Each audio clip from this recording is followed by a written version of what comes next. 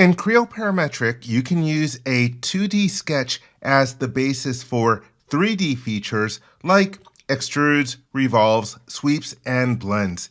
This video is going to be a quick start on sketching. I have another video on sketch mode basics, but it is 17 minutes long. This is intended as a short video for people who are jumping into sketching for the first time. In this video, I will be making the first feature from the plane bearing in the Essentials of Mechanical Drafting book. I covered that in my free drawings for practice video, and I will put a link to that in the description. So anyhow, let me start off by creating a brand new part, and I'm going to change the name to plane bearing.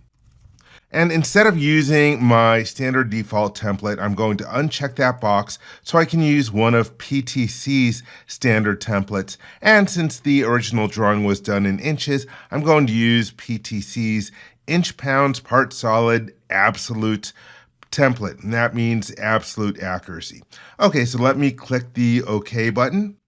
And my sketch is started. Let me turn on my datum plane visibility. And I want to start by sketching on the datum plane called front. So I will select it. And then from the mini toolbar, I will choose the sketch icon. Now I am in sketch mode. Let me go to my sketch view so that my sketch plane is parallel to the computer screen. I don't need to see my datum planes anymore, so I'm going to turn off their display.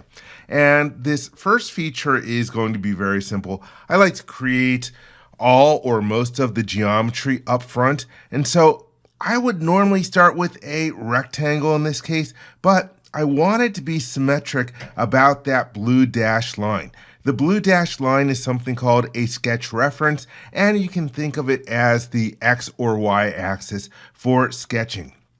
So in order to get symmetry about that, I'm going to create a vertical center line first. So let me just snap it in there. And by putting that in first, when I go to make a rectangle, in this case, I'm choosing to create a corner rectangle, which is the keyboard shortcut R.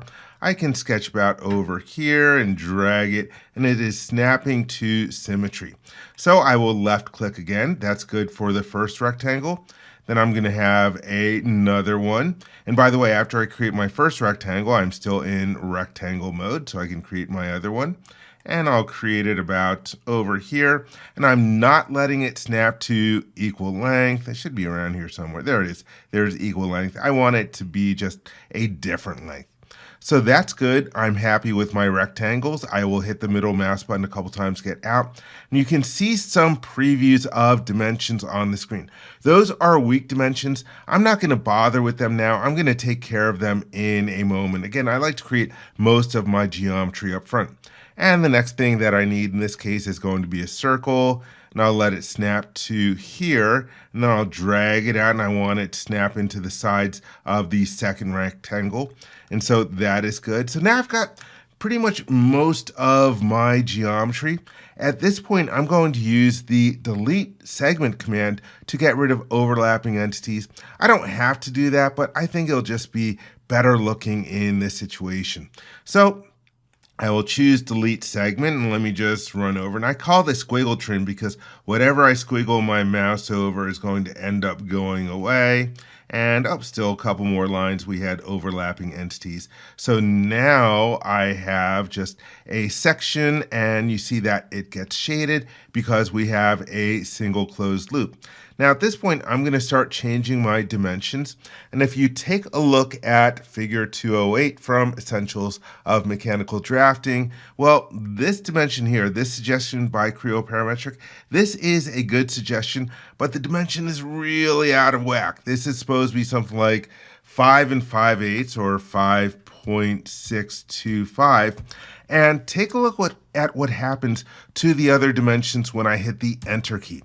They automatically scale. This is something that PTC put in a few versions ago, where you change the first dimension in the sketch, the other ones will scale appropriately. So anyhow, this dimension here, this is also a good suggestion. Let me double click on that to change its value, and this should be 5/8 or 0.625. And let's see, this is not a good suggestion. I need to create the dimension that I want. So I will click on the dimension key and pick where I want to dimension from, and then where I want to dimension to, and then middle mouse button. And let's change this to 1.375. And also, I'm getting a suggestion of a radius dimension. I want a diameter dimension. So diameter is twice the radius. I'm going to pick this arc once, twice with the left mouse button, and then middle mouse button in order to locate it. And let me type in the value that should be. 2.5 is good. And then let me hit the middle mouse button to get out of dimension mode. I'm going to put in the fillets that go in here. Normally I would do those as a separate feature, but I want to show you how to use the fillet command. So I'll click on fillet and I'll left click on one entity and then the other entity, and I get a fillet, and then left, and I'm good. So now I will hit the middle mouse button to get out of fillet creation mode.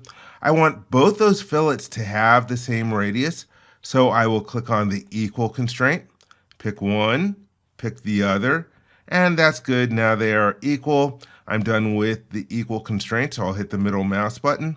And this dimension is a good suggestion. I'm going to drag it out over here where I like to see it. And this is supposed to be a dimension of 5/16. So let me enter in 0.3125 and hit the enter key. And so I am happy with this sketch. I am good. So I can hit the green check mark to get out of sketch mode, or right mouse click and hold and hit the check mark. And now with this sketch still selected, I can use the extrude command. And I want this to be symmetric, so I can move my mouse over the drag handle, right mouse click and hold and choose symmetric, and then double click on the dimension to change it to the value that it should be, 1.625. Hit the enter key and it updates. Now you can hit the check mark or the middle mouse button, and there we have our first feature created in the model with our sketch.